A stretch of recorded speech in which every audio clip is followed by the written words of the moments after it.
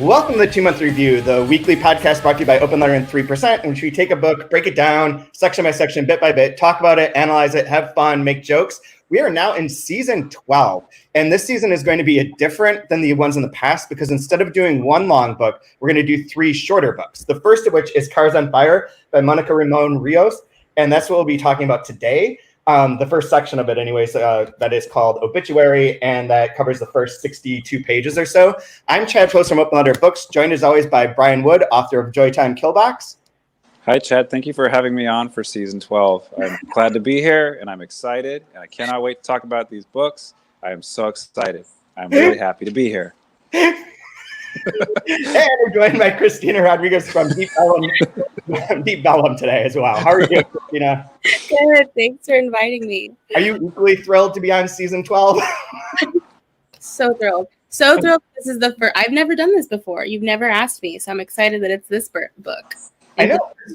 I asked you first for this because I know that you're a fan. So do you want to tell me about how you came to it and what your feelings are generally?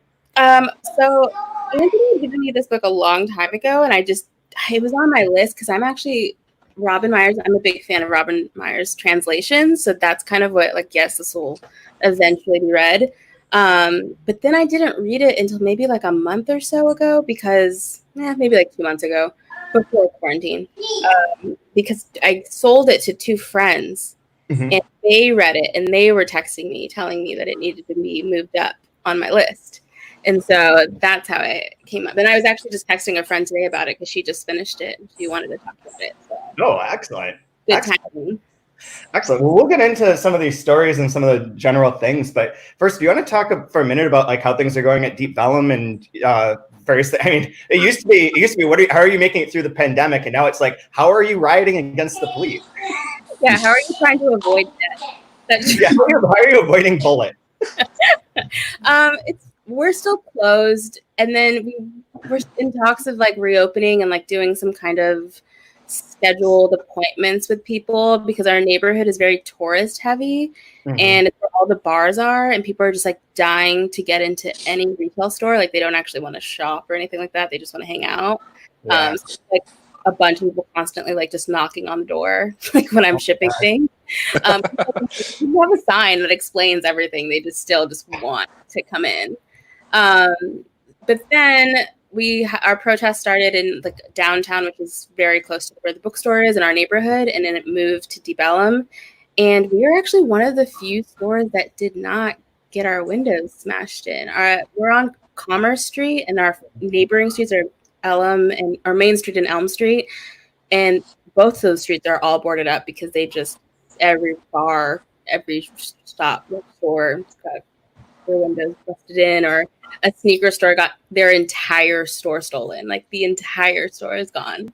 That happens here too. There's I think it's Goodman Plaza has it's called Kicks and Caps maybe, and it's all baseball. It's all shoes and baseball hats, and that got completely taken out along with the liquor store next door, which is completely.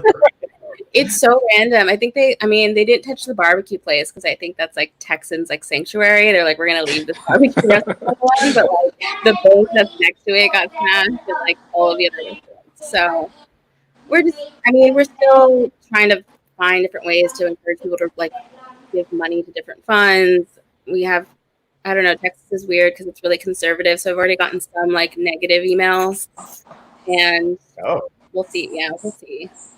We're very pro-cop. Our neighborhood actually is extremely pro-cop, and it's really. Seriously, that's not good. I got blocked by someone by a local media guy on Twitter yesterday because he was trying to advocate for a protest in favor of the police, and I just told him to fuck off, and so I was blocked. But yeah, I had a friend who messaged me because she saw stuff that we had put up for the bookstore and like things on my own personal thing. And she was like, how can you even say this? Like, you know my dad, and who was a cop. And I was like, yeah, fuck your dad. Like, I'm not like, like I'm not making exceptions. Like, so we're not friends anymore, obviously, because I told her that. Right on. Right so on. there's that. That is happening. Anyways, well, are you still doing the call where people can call you and get a book recommended? Yes. Hotlines open like every day, and lots of texts this week. I did get somebody who emailed me that I sold them 4x4, and they sent me a nice email saying how much they loved it and that they glad they're called the hotline. Great. Yeah, so hotline's fun. I think it kind of gets people out of like all of the trash that's going on right now, and they just kind of want to joke around and talk about books and not feel like I'm forcing them to talk about what's going on right now. So. Yeah, absolutely. What is the number for the hotline? It's 972-638-7741. And people can text it or call it. It's me that answers. So, or leave a voicemail or something, and I'll call you back. So. Perfect. That's awesome. Perfect. I'll put it in the show notes too, in case anyone missed that part of it, so they can call. Is it crazy where you guys are? Is it as crazy in Rochester as no? There was I don't think so. Saturday afternoon, there was like a normal protest, and then I saw on Twitter that there's a cop car that had gotten lit on fire, and so I went downtown to see what was going on, and there's like a good sizable group of people all just like standing and chanting and cheering and not doing anything, and then like rows of cops came in like full riot gear and just marched at them, shooting the like pepper balls or rubber bullets, whatever they were using at that point. And this one kid that was like right next to me, it's like literally like a teenager, had thrown a bottle of milk at them and went like 7 feet. It was like the weakest throw I've ever seen. And he started to turn around and they just gunned him down, and he like fell to the ground and got up and was like limping to try and run away. And then the police like pinched everyone in and forced them into like the African-American neighborhood, and let all the looting and stuff happen right there, rather than where everyone was, which is downtown and on East Avenue, which is a place that should get probably destroyed, more or less. I mean, most of those buildings are already empty, but also they're shitty businesses, so they should have left it there, but alas. But then after that, they put in a curfew, and Chloe and I went out after curfew to see if there's anything happening. Nobody was out. And then I found out yesterday that they're having peaceful protest every day at the police lodge. I did not even know it existed. Well, we haven't boarded up the bookstore because we're still kind of like, we're in the middle of it, but at the same time, people don't make it far enough on our block to get there. But our neighbors who live above the bookstore are like, I saw them on Saturday, and they're like, don't worry, we'll be outside in front of this. And I was like, you don't have to do that. Good to know. I didn't know that you guys carry. That's great. You guys are just above us. Didn't know you there. carry. Can I get an 8th? Like, what is that? It's like, yeah, fuck off. Yeah. Otherwise, things have settled back down here. It's kind of. I mean, we have other weird things. Like there's these 2 radio show hosts yesterday that kept saying like that the protesters are acting like the N-word and thugs, and they got. Oh my god. This morning, thankfully. That they're like really trashiest people. But other than that, like everything seems to be back to being like calm. But I think there's a protest scheduled for this Saturday again, and so maybe things will get heated. But the police are like clearly antagonistic this past weekend. It was awful. They're awful people. Fuck them all. Yeah, we have. Why would you live in a city where Frederick Douglass is buried and then like have that on your radio show? You know what I mean? Like, why would you have that on your radio show? Period. But like, you live in this city where Frederick Douglass is buried, you fuck. What is wrong with you? Like, do you not know anything about Rochester, its history, where it came from? Like, people need to go away. Just everybody go away. They honestly do. Yeah. They're the worst. But anyway, so we should talk about Cars on Fire. So this section actually is 2 sections. The imprecation at the beginning, and then obituary is, how many stories is it? 7? 5, 6, 7. Yeah, 7 stories that make that up. And then next week we'll be talking about invocation, and then the third part later. So that's how we split it up for this particular book. But what were your general impressions of this section? You can talk first, Cristina, if you have a favorite story or part or a thing that you want to point out. Well, see, when I'm always on the fence of things, I read it twice, and then my second reading is kind of how I decide if I actually really liked it. So the first round, I was like, this feels a little bit, I'm not sure. I couldn't get into it as much. And then when I reread it again, probably like last week, I was like, oh no, I actually really do like this. A Christian is probably one of my favorites, as well as, what is the last one? Dead Men Don't Rape. Oh, yeah. Yeah. I don't really like using bullshit words like timely, because that doesn't, I don't know, it just sounds not genuine. But I think, I don't know, I feel like I like any author that can put into words things that I just can't express well myself. So I think that's why I'm so drawn to each one of the stories. Everything is just so, from violence to protests to being marginalized, everything is very relatable and, quotable, I think. Yeah. It struck me this time reading it how the student is, like, as you say, very timely with like the riots and getting shot, and like I was like, holy shit, like this is like, maybe we should put the story up on the website.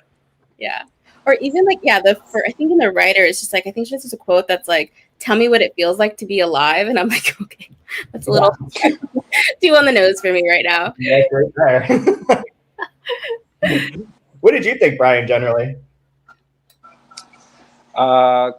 It just kept striking me how prescient it was. It was a very different reading for me than had I read this any other time in my life, I think.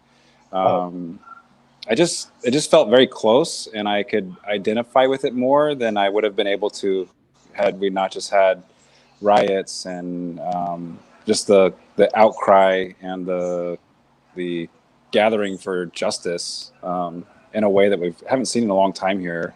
It just made it feel very close and very just really kind of immersed into it. I really enjoyed it. Yeah, and I think more so than I ever would have had I not read it this week. Yeah, I can see that. Monica's very involved in politics and many different ways. Like, they were down in Chile during those protests earlier. I guess it was last fall. I don't even know what days are anymore, or this beginning of this year. But yeah, they were down there for that. They're her and her husband is Carlos Labe. That's like, when I say they, I mean both of them went down, and they're both very involved in these same sort of groups. But it's really, and her writing is the topics are very political and very of the moment, and yet the writing still is also kind of edgy, but not aggressively so. I think in a way that I don't know if you've ever read Diamela LT. I know that's one of Monica's. She's a fan of her work, anyways. But her writing is also very political and whatnot. But it's much more avant-garde, to the point where it's a little bit harder to understand what's going on or to have that impact especially in translation. But for this, I think it works really, really well. Yeah, it never felt overdone in any way. Where I feel like there's some writers where I feel like when you're talking about such heavy topics like trauma and protest, it just feels almost as if you've never experienced any of those things in the first place. So it's very much trying to reach an audience. Mm-hmm. This felt very natural. Mm-hmm. Yeah, and very global, which is intentional too. Like the stuff about New Jersey, which I assume is Rutgers, is kind of what the university is, because I know she went to Rutgers, so it seemed to track for me. But then there's the parts that are in Chile. There are parts that are coming that are also in different parts of the U.S. It's not bound by that. This is Brooklyn, or this is Chile, or this is whatever. The ability to write in different places, I think, makes it even more interesting. Oh, I'm trying to remember, what was there was a wonderful description of New Jersey at the beginning of one of the stories. It was so funny. I'll find it later, but I just laughed out loud when I read it. I should have wrote it down, but I'll find it. New Jersey. It feels like Florida in some sense, but I don't know if that's accurate. What's that? I'm fascinated with people from New Jersey because it's just so other to me. But I'm is this Florida? But next to New York, I can't go. Yeah. Is it the head? I can't say much about Jersey. There's someone who listens to this who's a very staunch defender of Jersey, but I feel you. Is it the head that is the beginning that has about the New Jersey suburbs? It is. Yeah, but again, to go back to what you were saying about it being global and accessible while still being avant-garde. I really did appreciate that about it, where there's something very like clean and economical in the way she delivers these super heavy, tangled, the vast kind of like emotional weight of the story, and she does it very cleanly and economically, because again, like the subject that she's handling already has so much weight and depth to it. It doesn't need anything else on top of it. And I think it's really smart the way she's done this. I was really impressed by that. Yeah. Because it can like easily be like heavy-handed or just over the top, and it still has a huge impact while still being just clean and economical the way she's written it. I agree. I think when I was first reading it, I think I wanted every story to be longer. I'm like, this could, like, I would read the novel. But then now that you've said that, I'm like, actually, I feel like maybe that is exactly what I needed, to have it be condensed, because anything else would just be too much. Yeah, it really is. I thought that you would like it, Brian, for that reason, that it is the like clean, direct, not overdone, not trying too hard in any way. Like it seems to fit the sort of things that you talk to your students about. Yeah, well, like, can you imagine reading like a 20-page Edgar Carrot story?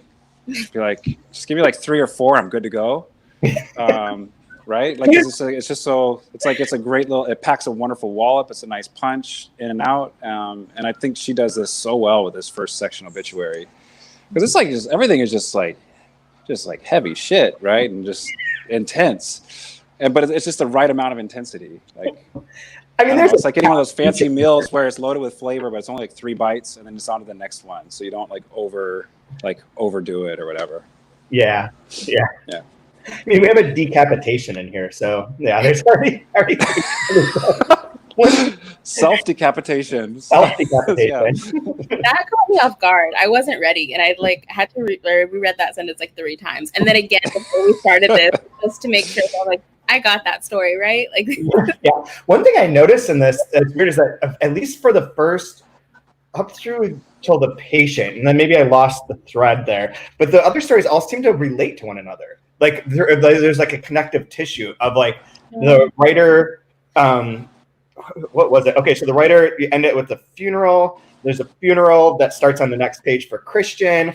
Then what was the next one? Somehow I had them all linked. Like the student is referenced, and then they're in the school, and then it goes to the head, so it's back in the school. Like they're like one little like element of each of the first 4 or 5 stories that like came up almost immediately in the next story, as if it was like sequenced in a very specific way. Which I don't know if it was. I know that there were more stories in the collection originally, and I think there were 1 or 2 that got dropped, but I don't remember reordering anything at any point in time. So but I wouldn't be surprised if she did that in a very intentional manner. But yeah. So you said Christian was your favorite one? Christian is one of my favorite ones, only because I feel like that would be me at a funeral, like just angry and like, why the fuck am I here? And I hated this person in high school, and I hate them now. I especially like the reason for hating him, just because it's like a shitty kid on a shitty soap opera. Yeah, like I would just find any reason. I think I loved that. I loved the connections. I think that's one of my favorites. And then I feel like I would hate someone for that exact same reason. Like that would be my thing. Like I just don't like that person. Like why? Like reminds me of this kid from a TV show. Terrible idea. I really like the writer though too, as a starting off point. I thought that's really interesting to like look back on the writer and like their kind of a writer's career, especially a female writer. I assume it's a female writer for one reason or another. So I must say she. Yeah, female writers who wrote like her. So she, looking back on her career, like a longer career, and seeing the different phases of it, like how it goes from being very angry to being like more like regretful, and then into like more lyrical song type of stuff, and then ending with all those notebooks that are like not to be released. But I thought it was kind of cool to think about. You don't see it that often with like, especially with female writers, to like look back at female writers like movements through their career, and they just tend to get grouped as like one single thing. So I thought that was really interesting, and it was like so subtle, but like it just really struck me this time reading it how much I liked that. Yeah. Yeah. That's all. Was it like Kafka when he died wanted everything to be like burned, right? And I know there's a few authors that did that, and then like their executor was like, I don't think they really meant that, right? Yeah, I'm pretty sure that was a mistake. Did you really mean that? He was always kind of moody, right? but I got that kind of like that vibe. I think any person that's a writer has this, like, at least all the ones I've talked to, they keep like a log of their things, like early works, drafts, whatever, notebooks. And they don't show anybody this stuff, but like there's this hope, I think, in all of us where, well, maybe like it'll be appreciated at some point because I'm such a genius, just maybe now's not the time. and after I'm gone, they'll find all my bar napkins, all of the moleskin. Yeah, it'll go in the museum. Yeah. That gives me anxiety thinking about it because then I'm like, fuck, are we gonna have more Franzen books after he dies? Like, Whenever he writes burn it now. Burn it before he even finishes. Or like, are we just gonna have like Nosgard like writing from the grave? Like, I don't like that stresses me. Who was it that it wasn't Salinger, was it? There's someone that died not too long ago where they're like, yeah, there's a bunch of forthcoming like posthumous manuscript. I can't think of who it was. Salinger had a few. I watched that documentary thing that came out a few years ago. I think they talk about that. I don't know. But yeah, that would be that's horrifying. What do you think is meant by with the writer, with the poem we have at the beginning? And I answer to my name, although I'm someone else by now. So I move in a slender fog, but I still wear the features of my face. And then I answer to my name, although I'm someone else by now. Do you think that's supposed to be representative of the notebooks and the writing, that you could still see who she is, but what do you think is in conversation there with that and the story? That's what I was going to say, is that it's like you're still you answer to your name, but you are a different person at that time, that you don't remain the same. Like people aren't fixed in as personalities or as a particular type of writing or a particular thing for their whole lives, even if it's recognizable. Maybe. I don't know. I'm stretching. It's poetry, man. It's beyond me. Doesn't even rhyme. I don't know, man. Something. The student one is one we should probably talk about too, because there are so many quotes here for this one of like how relevant this is to our time right now. And so this one's set up. The setup for this is that this mom has come to talk to this professor who's teaching at this seemingly Rutgers, teaching sort of language class, Spanish language class, and her student came to turn in the final paper. There was riots. There's a police kind of takeover of the city and of maybe the country. It's unclear. It's not really expounded upon, but there are like roadblocks, obstacles, people shooting, riots going on. And this kid gets shot through her window. The bullet grazes her, hits him. He dies. And she's now kind of being asked by the mom about like what that final encounter was like, and she's sort of hiding bits of it because like he had a gun that he brought with him that she hid in his backpack. She doesn't want to tell like the whole story, but she does sort of recount it to us, or we get to see like what everything happened with that. And this one really struck me a lot because it really did feel like this part right here. Some spoken support. This is about the students.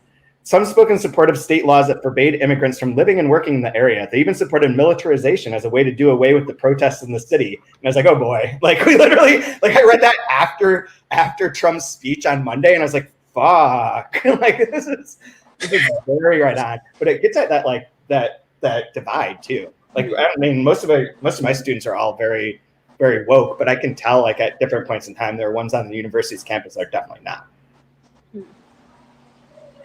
I think I was also just kind of confused with when he pulls out the gun. I was like, is this also a take on like male violence towards, like, is this all like, I don't know, what would have happened? I think I was more stuck in like what would have happened if he didn't get shot through the window. Yeah, that's very true too. Yeah, God, this one has a great line too. We have a question in a second too. This one has a great line. The student spoke up that day. For them, he explained freedom was defined by whoever pulled the weapon first. This is very intense. Yeah. We watched together as the police continued to disperse the protesters, now with physical force. Like, yeah, the whole thing. Just one man would be judged. So Carlos is asking, what current or past fiction books do we link to Monica's? This is a great question, and I am not sure. Wait, what is... Like, what past or current books do you link to Cars on Fire? Oh. Ooh, Cockfight. Oh, I read that. Yeah, that just came out from Feminist Press. That has, like, it's also short stories. And I think the author is from Ecuador, I want to say. And it's just like a very like nuanced take on like male violence, just protest as well, but just being marginalized. I don't know. I just feel like this book, as well as Cockfight, are just done so differently when talking about themes of violence. It's done in a way that I've never seen before. So I would definitely recommend reading both. Yeah. I think that's at the office, but I don't remember now. It's a little bit grotesque in a way that's not I feel like most writers don't really take on it. You know, it's implied, but these two books are both very explicit with what they're saying. So. Right. I was thinking Luisa Valenzuela too. Comes to mind. That might be almost too easy in a way, but she's like a very famous, she's Argentine writer. I don't know. Have you read her before, Cristina? No. Or Brian? No. She's very, very Yes. popular. Yeah, she's very popular and very well, like has a number of books that have been translated, but I think there are more that haven't. But I believe that there's a collection of her fiction that came out like maybe a couple of years ago. But she reminds me of Monica too, and like the directness, the weight of the subjects. But I haven't read Valenzuela in like years, so this is kind of a bit vague. What about you, Brian? Who you see as I haven't gone through the collection yet, but I mean, obviously just this first obituary section. I'm trying to think of maybe a more popular, like the early short stories of Schweblin, perhaps, where they're kind of they're dark and they're intense, but they're told with just real clean, just super clean economic, but go into this just really disturbing, dark, grotesque territory, and they just kind of haunt you, and you carry them around with you for a while. And I'm finding that with these stories where they're really hard to let go of after you've read them, and I think that's really high praise for a short story. Yeah, absolutely. Flowers of Mold, maybe even too. That's true. That's not. Yeah, I mean, completely different style, but it reminds me of a bit of Flowers of Mold in that way. Yeah, they're both like both writers too have like such a sense of command over the language and over like the impact that images or statements are going to make. So that reminds me of that too of Ha Sung Nan's books. We have a new one that just came out or is about to come out. Oh, that's Bluebeard's fun. First Wife. Yeah, the copies that we have are all in Chloe's bedroom. But cool. Yeah, the other big story in this section that I think was a real. I mean, they're all really good. The Patient is really interesting. I think The Patient is really interesting. But Dead Men Don't Rape is kind of like a spectacular. That was the one that we read first. I want to say that when we got this, when Robin Myers, who will be on here in a couple of weeks, sent this in, submitted it. I think she submitted 3 stories, and The Patient and Dead Men Don't Rape were 2 of them. And maybe the writer, I can't remember now, because it's been like, probably a couple of years. But I remember reading Dead Men Don't Rape right away and being like, yeah, we should probably do this book. This seems like the right thing to do. Like, it seems pretty great. Which I like that story. It was super random, but the band L7 came on my radio station as I was reading Dead Man Don't Rape. It was like the perfect soundtrack for just like, fuck yeah. Like, hell yeah. This is it. Just like, it worked out perfect. It was a soundtrack for reading that. This doesn't reference Bikini Kill, does it? I think, well, the band that they're talking about is, what is it? The Gits, right? Is that, maybe that's right. Yeah. Because she was like the lead singer, the drummer, Mia, the one that died. Mm-hmm. And I want to say the they played with Bikini Kill. Or like I was Googling them earlier in the day, and there was like some videos up. I forget who they played with, but interesting. Yeah. We'll have to use one of those songs for the opening. Did you notice too that the connective kind of, I guess, like a through line or theme with these as well, along with male violence, was there was always some sort of kind of like academia, offices, some sort of like almost like business and commerce that was intertwined with all of the violence and marginalization. Yeah, that is very true. It's like kind of reflective of the way that all the racism and sexism has been so institutionalized. Mm-hmm. And there's all those trappings are there, even for someone who's not trying to be part of that system. Yeah, it comes through obviously like the heaviest with the patient, because I mean, you like literally get money like, here, you're a prostitute, kind of like, well, what's wrong with you? Obviously, that story has the heaviest, but then going back and looking at it is kind of, everything is steeped in this idea of like your work, what you do for money, what your purpose is, where's your self-worth, what is your value. It brings up some really, really important questions throughout the stories as well. Yeah, and I think that's especially relevant in terms of like immigration and immigrants to the U.S. That's part of the value. Like to even be here, you have to have like, to get your visa and all this stuff saying like how much you're going to be making and where are you going to be employed. Like there's like a real value associated with the put on the person, or cost or value put on the person that's immigrating. And that's kind of crazy. So yeah, it's like subtly woven throughout here. I agree. I hadn't really thought about that, but that's totally true. I thought the ending dedication. Well, yeah, oh, go ahead. Sorry. Oh, no, you're good. Just the ending dedication, was my absolute favorite of just the last sentence of like, this isn't over. Revenge will be continued. I'm like, this is dope. This book is insanely good. I forgot that. That's so good. This isn't over. Vengeance is to be continued. Yeah. I love the way that in that one in particular that there are still parts in Spanish. Yeah, me too. I've become more and more a fan of that technique for translating it for writing, that like whenever possible to leave things. We have a situation with the book coming up that's going to be, there's two of them actually, in which that's becoming the case. Both of these ones relate to names though, and not necessarily like the text itself. But this came up with Christina McSweeney when she translates. She translated one of the who is the author? It was Grey Wolf author, and the book, he's like the guy, the main character is like, doing drugs, going to brothels, doing all this crazy stuff, and like he doesn't say fuck, he says frigging all the time, and I was like, this drives me insane. And in the original it's pinche, and I was like, you could have just left it as that. Like we all know what these words mean, and I think that they should be in there, but we have the situation now where people are translating the nicknames of characters in Spanish into nicknames in English, and they just sound really so bad, like really off, and like don't work. I'm trying to get pushed back and like let things be in Spanish and let people figure that out. Like it's not unusual. The one that stands out the most, I can tell a story because we are changing it, is that there's a kid in the Sire book who has a limp. Something's wrong with him, and they call him Crookie.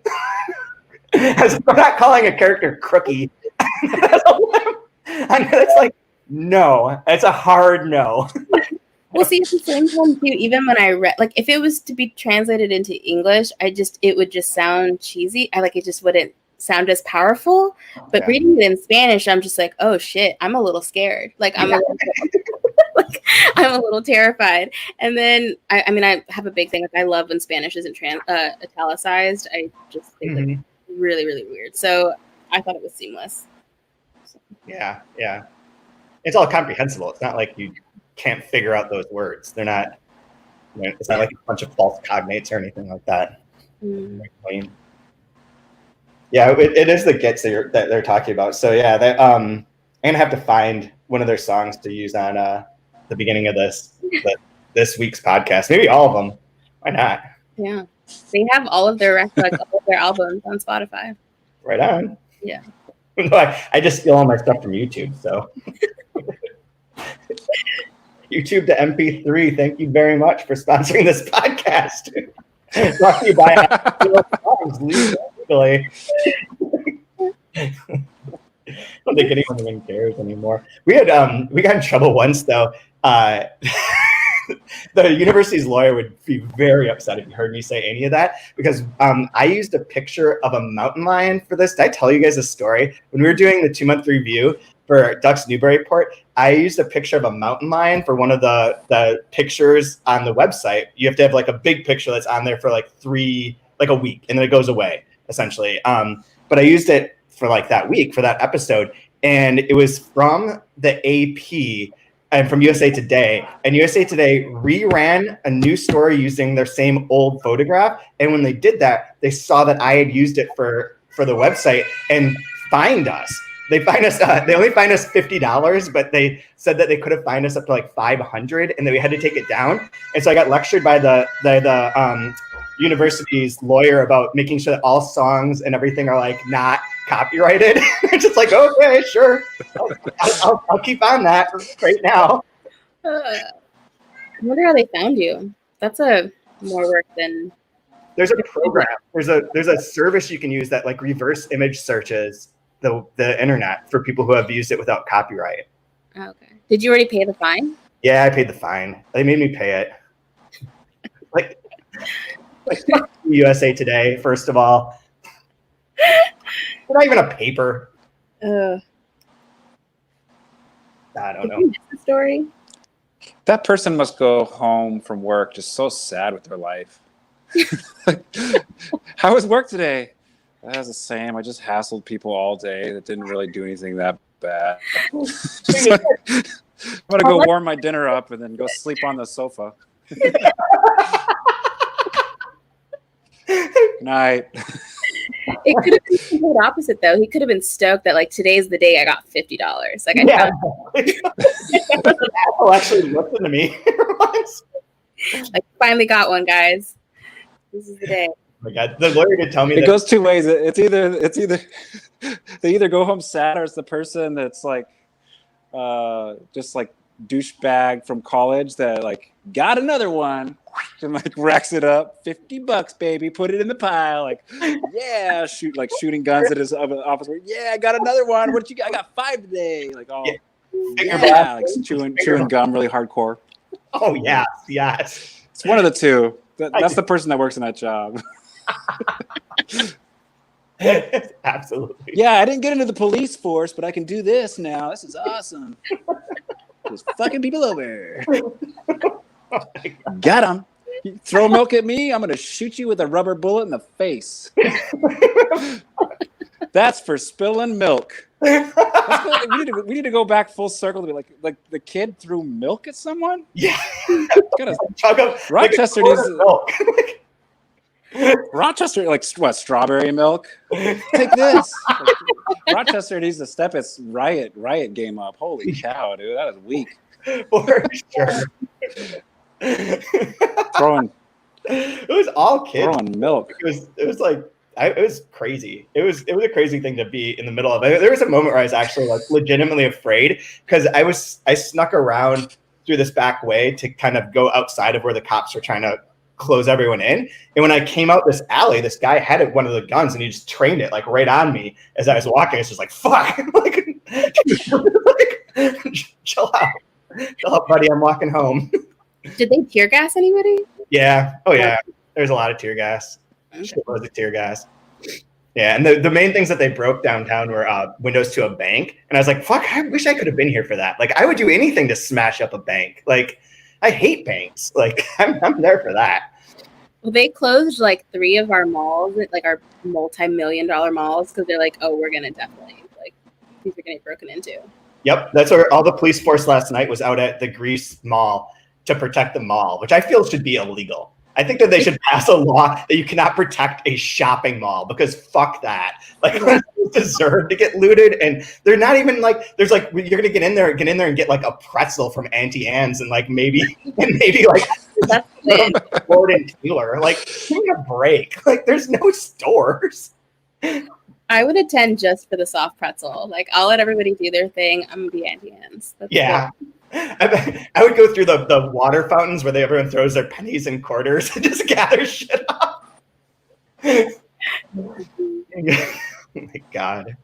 Anyways, did we touch on all the stories? I don't think we. I think we missed we missed the ghost. Oh yeah, the ghost, and did we do the patient too? Oh, for a second, because we talked about the money, which I thought this one was really interesting too. But I didn't know this was one that I didn't know how to talk about it. I mean, well, it was a shift in that it's dialogue heavy compared to the others. That's true. I also just don't know how to talk about Lacan. I just don't know if I don't know. That didn't pay attention in college on that one. Yeah. I've read enough Lacan in my life, but that was a long time ago. My favorite comment that I wrote in the side of this is when it says in the Dead Men Don't Speak, when it's talking about the year 2016, the speech, it says, the administration guarantees men's right to exhibit their impulse, their desire, the most superficial thoughts, and the most profound. Hemos dicho, the administration will defend the rights of the Tylers and the Connors. I just put, fuck everyone named Tyler. That's all I wrote. This was later last night. I don't know though. How do you feel? You have a kind of Chad is a really controversial white name. Oh, I know, but I was at Chad before there were Chads, which made it unfortunate. But fuck those people too. I don't like being associated with any part of the name. But initially the problem was that when I grew up, there were no Chads, and you can see the first Chads that show up in major league sports are my age. Chad Pennington, and there's a Texas Chad Kruger played for the Rangers. They're all around my age. It was a name that became popular right then. But then the first time it came weird was during the Florida election, or during the Bush Gore election, when Florida had all the hanging Chads, and so then that became a joke. And then these assholes and they're the crazy. What do they call themselves? That group of dudes that say that all the Chads and the Jennies are ruining it so that they can't get laid. What do they? You know what I'm talking about? No? I don't know. Brian, you do. I'm sorry, I got my pages out of order. I didn't hear what you asked. There's that group of dudes who are really aggressive and incels, the incel movement. Oh. That they label people as Chads. And that's made it even worse. So yeah, Chad's a shitty name. But it's not as bad as Tyler. Tyler's a really terrible name. I feel like Tom Green plays a lot of Chad named characters. Or maybe he that's what I associate it with. That's Tom. Really weird. That is unfortunate. So I have to use my middle initial and last name. No, it's this. It's the same way that white ladies named Karen, right, has become the stand-in for the person that wants to speak to the manager at Starbucks or something, right? That's like a Chad or a Karen. When I was in, you didn't want to be a Mark. A Mark was a bitch ass white kid. What are you, a fucking Mark? That used to be the thing, out in the Bay Area. Sort of hey, let me get some of your soda. You're nah, this is, there's only half left. Don't be a fucking Mark. Come on, share. All right. So names take different meanings at different times. Sometimes you're a Mark, sometimes you're a Chad, or you're a Karen. Mark is snitch? Is that what we're saying? To be a Mark is what's that? Mark's a snitch? Is that? Yeah, basically.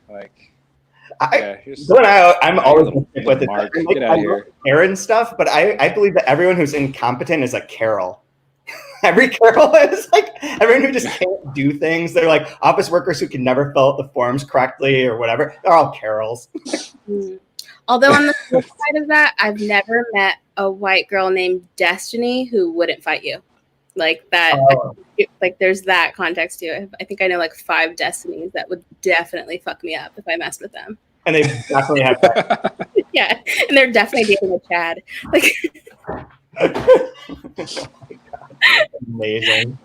Amazing. Yeah, so I think the patient was really interesting though too, especially the one line that this one paragraph I thought was really key. I'm here in search of a place to experiment with this trembling childlike voice of mine, to talk my way into a tone I've never found, to strike the perfect chord in saying what's never been said between two people. Is this a reasonable objective for someone in your line of work? And it makes me feel like that's almost meta in a way with this story. Like, as you said, it's more dialogue based, dialogue heavy. It is just a dialogue essentially. And then versus the other ones. And like, it's trying to do something that's slightly different than what's come before. Like a new voice, maybe. Sorry, I'm trying to find these are my high level insights today. I like the parts where in that first page on the patient. That's why I started writing. Novels, the best novels, explore the singularity of our perceptions. That sensation, whether it makes us feel part of something or inspires total indifference, is what people are looking for when they open a book. Yeah, I like that. Do you find that to be true for the books that you folks read? That singular perception and the sensation that makes you part of something that's different or inspires total indifference? I mean, at the same time, it kind of reminded me of book selling in a weird way, because him expressing that, I feel like I do that with customers where like I'll talk about a book and I'll be like, this is the book that taught me how to be. And then they'll follow up like, yeah, but I just want something funny. Like, don't you just read for like, like, like express to you how this book, has impacted my life, and you want like a comedy or something to entertain you. And so that whole dialogue between the two, I'm like, oh, I feel that. It is in the patient where she says that she reads parts of books and if it doesn't have the special something, just tosses it aside, right? Or skims the rest of the pages. That isn't that. Okay, I thought that was in there.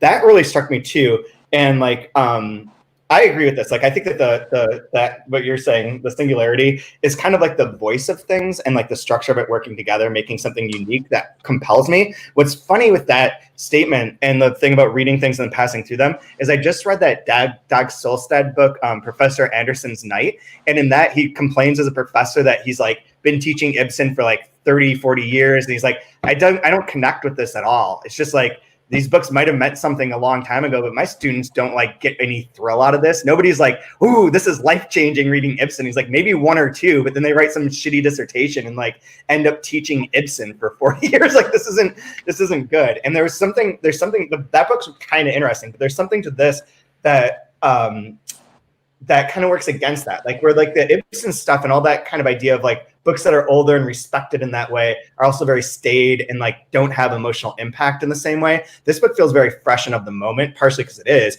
I mean, it's a much newer book, but at the same time, the writing feels like it's easier to connect with certain things like that. So it's just trying to roundabout way talk about like how you connect to different books at different times as well. Sort of like what you're saying about book selling. Mm-hmm. But I'm also just babbling. We're gonna have to wrap up soon because I have to go to another meeting. But did you guys have a favorite line from here? I mean, I have so many things like highlighted in here because I just like thought it was so quotable. But I think I'm still gonna go with my first one that it said, just because that just tell me what it feels like to be alive, because I feel like that's my mood every day now. Yeah. Yeah. Absolutely. Brian? Just in the, since we're cringing at the word timely, I'll go with this one. We shouted Mia's brother's name and the names of the cops who'd taken away my mother as if we were christening a bullet. Hell yeah. Mine was right before that. Great line. In the 2018 speech, but wars aren't won with peace. Peace isn't the end of war.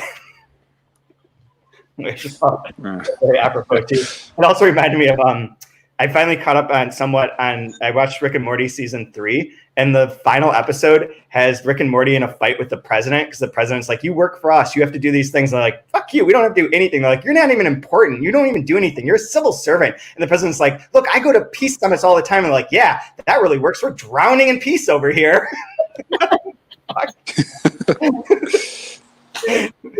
Perfect. But anyway, so next week, Monica will be on with us, and we'll be talking about Invocation, the second section of the book. It goes from page 65 to 151. So it's a long section, but since they're all grouped as one, I thought we should try and keep it that way. That's what for the next 2 books as well. things are grouped by parts that they're contained in, with like one exception. But otherwise, we're able to look at it kind of thematically for these, I hope, or whatever. So the next book, so Cars on Fire next week, we'll be covering that. After that will be 4x4 by Sarah Mesa. And after that is the Book of Anna by Carmen Bujosa. And that one will be 5 weeks because there's 5 parts in it. And one of the parts is like 25 pages. So we'll have a weird sort of schedule. But in the midst of all this, I know that you're moving, Brian. So this will be great fun. All right. Anyways, anyone have any final thoughts they want to share? Only that I'm so sad that we were supposed to host Monica and then literally went into shelter in place. I'm very bummed about it, but glad that you guys are doing this. So yeah, I know. Sucks. You should have it for your book club. I know. I've been talking. See, 2 people from my book club have already been reading it right now. So I'm like, do we just need to make this a conversation so you guys can stop texting me? So, but yeah, maybe that's in the plans. Very cool. Well, thank you both, and I will talk to you both soon. Awesome. Thanks. Bye, guys.